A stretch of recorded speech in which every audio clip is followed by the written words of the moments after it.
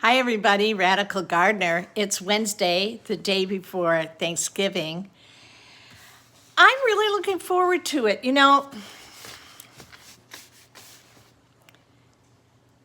Joe passed away, I believe it was a month on Monday, about a month anyway. And I realized that I've really been presented with choices. Like, they're small, but they're significant in how I navigate my day. And I could be really, really sad and upset that I'm not spending Thanksgiving with Joe tomorrow, and I would love to have him here, so please don't get me wrong, and I don't think you do. But I'm going to make a beautiful lunch.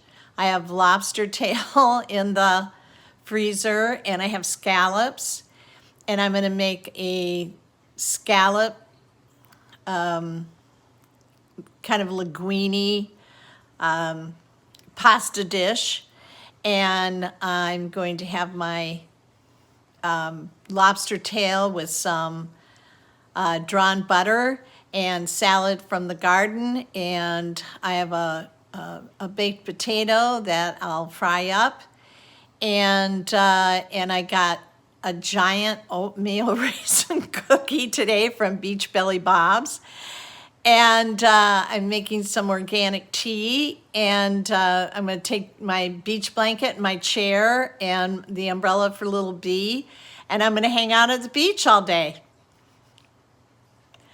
So bring a couple of books that I'm aching to read, and maybe do some writing, but that is how I'm going to spend Thanksgiving. There's people that have it a lot worse than I do. So,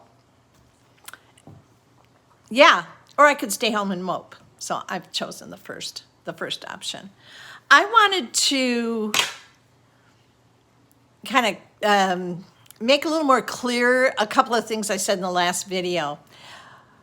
And one of my friends who's in finance, in crypto, he wasn't holding my feet to the fire. He was just giving me his opinion. And he was saying that there's definitely going to be a reset. We're signed up and all of that and everything. So let me tell you what I meant. I know nothing about finance. I never have, and I never will. I know more about finance this last month because of dealing with Joe's stuff and making sure that I wasn't screwed over and cleaning everything up and checking out accounts and seeing what was coming out of accounts. And so I've been more plugged in financially than I ever have in my life. Most of my life, I spent my life as a blues singer, and all I was doing was living paycheck to paycheck, and it was fine. It was fine. That's how I wanted to live my life. And so it really, I used to say it didn't matter who the president was or who was, in charge. I always paid the same amount of money. Well, of course, that changed as I got older. And as we see all these really wicked, satanic, bad players showing up, the first thing they would do is rip out our Social Security. they want that money so bad they can't stand it. So, there would be things that they'd really go after, and I'm paying a lot more attention than I ever was before.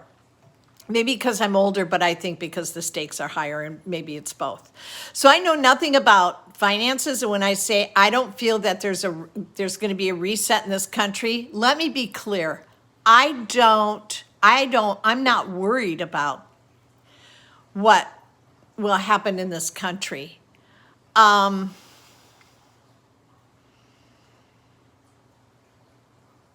So far, so good.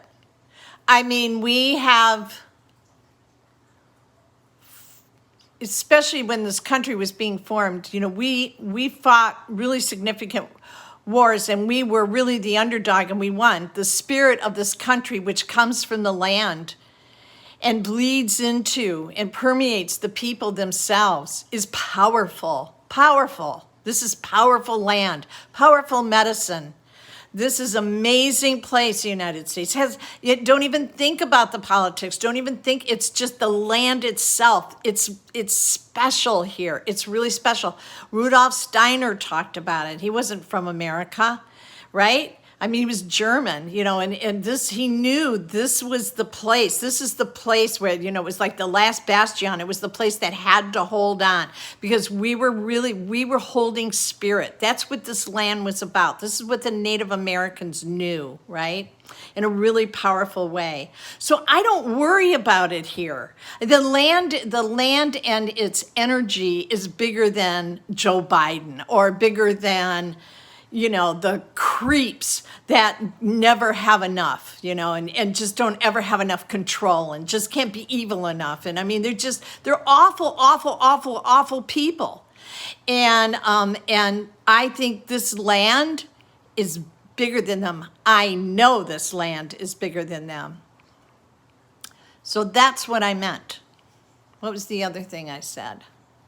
Finances and, yeah, the 5G thing.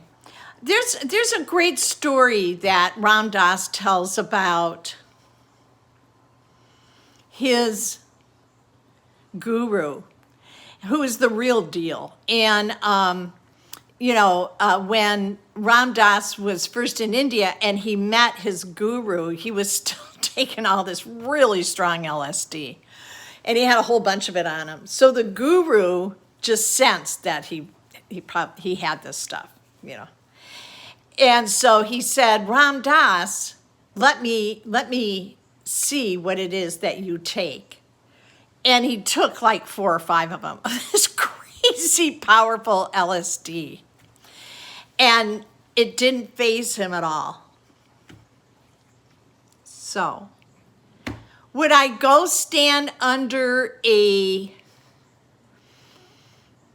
multiple towers that were emanating 5G? No. But I think that we are evolving, and we are evolving energetically, and in a way that something like using your 5G phone or, being exposed to it in a limited way or just in a daily usage kind of way, I don't know if that's going to be something that's going to really phase us very much. And according to Barbara Ann Clow, she said that it will actually help to activate us. Now, do I know that's true? No, I don't know if that's true, but I suspect there's something there. And just like the reset, just like running out of food, just like there's no seeds available, I just don't think it's all going to happen. I just don't. I've been listening to like Art Bell, and my mother was an astrologer, and prepper stuff for years. I mean, it started in the 60s, and then it really, really amped up in the 80s and then the 90s. And so, and it's still all okay. So I don't know, gang. I've been hearing stuff like this, or it's been around for my entire life, which is 70 years. And I figure I got 30 more to go because I'm living till I'm 100 and maybe more.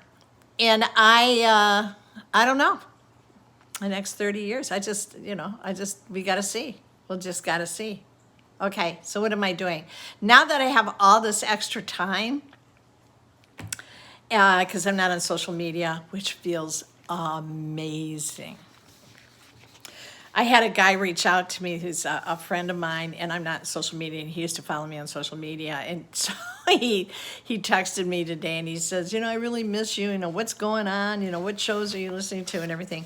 And you know what? I picked up the phone and called him. I just talked to him like a real human being. Screw social media. He said, oh my God, I can't believe you called me. He says, so great to hear your voice. See? Yeah. Yeah, it's called human connection. All right, so I'm building a sacred circle out in my yard. Now, I'm going to talk about this in a really limited way because this has to do with the subject matter for Friday, because tomorrow I'm probably going to film from the beach.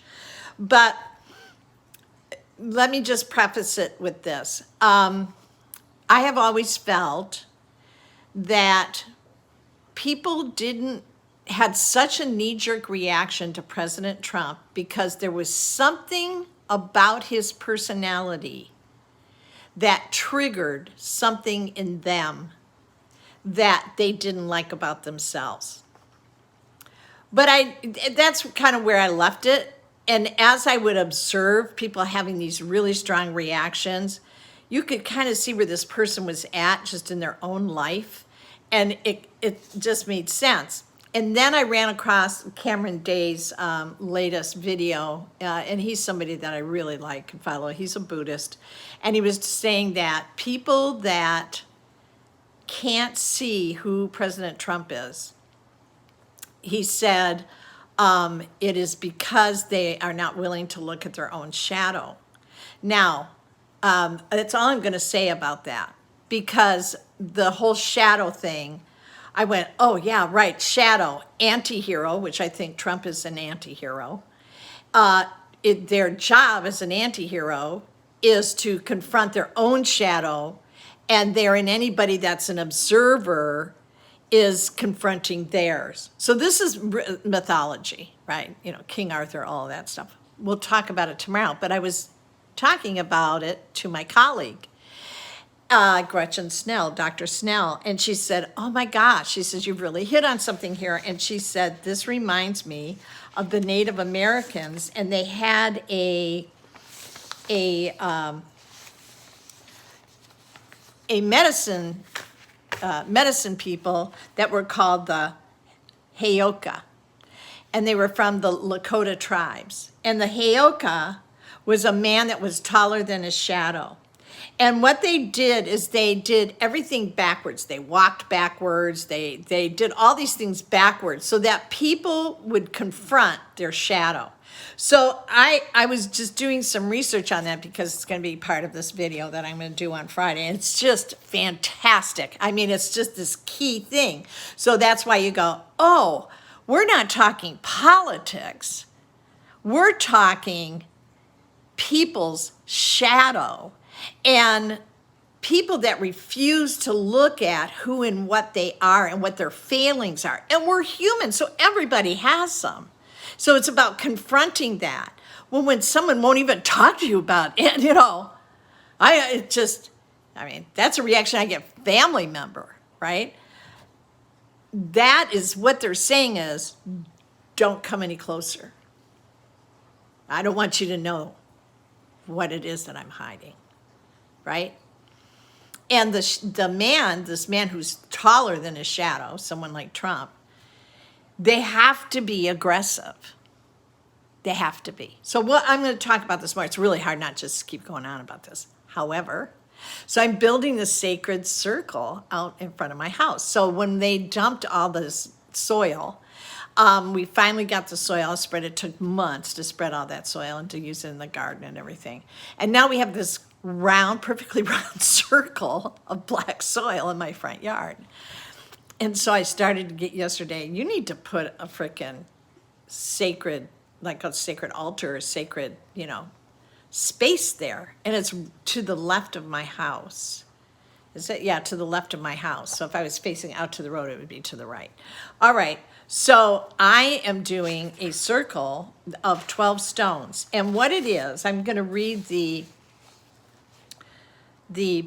prayer or that goes with this. Okay, so it's we are in the universe just as the universe is in us. We are created from the stars, and being sentient human beings on earth, we have a yearning for our source, don't we? We want that connection so much. The 10 planets which make up our solar system are the warriors protecting their territory from the beyond. We often have a sense that we are trapped here in the system and dream of connecting to our soul lovers and constellations once again. If we are here, where are they? If I had my chance to return to Source, what could I bring back to further humanity and myself on the mission designed to integrate us into a greater universal mind and heart?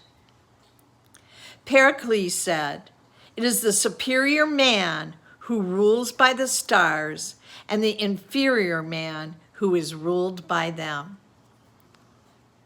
Rules by the stars. This practice embodies the statement, I overcome the planetary limitations on the personality and gently tread my path from Earth to Pluto and beyond. I receive inspiration and renewed vigor for my job on Earth and return with a vivified soul purpose and receive enhanced communication with my soul lovers and constellation family. How much do you love that? And this right here, this comes from the mythology of Sofia, who is Mother Earth. It's the Gnostics, and I'm way into the Gnostic thing. All right, so this will be the altar. I'm setting up the stones of 12 stones. You can probably see that. And I can put a link down below too. So, and then just the whole process of this. And here is the Native American prayer that goes with that. Aho mitakoyi oyasin. All my relations, I honor you in the circle of life with me today. I am grateful for this opportunity to acknowledge you in this prayer. And my relations are all of you. It's humanity. So I say this for you. I say this for the connections that we're making. So let me say it again. All my relations, I honor you in this circle of life with me today. I'm grateful for this opportunity to acknowledge you in this prayer. To the Creator, for the ultimate gift of life, I thank you. To the mineral nation that has built and maintained my bones and all foundations of life experience, I thank you. To the plant nation that sustains my organs and body and gives me healing herbs for sickness, I thank you. To the animal nation that feeds me from your own flesh and offers your loyal companionship in this walk of life, I thank you. To the human nation that shares my path as a soul upon the sacred wheel of earthly life, I thank you. To the spirit nation that guides me invisibly through the ups and downs of life and for carrying the torch of life through the ages, I thank you. To the four winds of change and growth, I thank you. You are all my relations, my relatives, without whom I would not live. We are in the circle of life together, coexisting, codependent, co-creating our destiny. One, not more important than the other. One nation evolving from the other, and yet each dependent upon the one above and the one below. All of us a part of the great mystery. Thank you for this life. Happy Thanksgiving, everybody. Radical Gardener, from my garden to yours. May your garden always grow. And I am sending you a ton of love.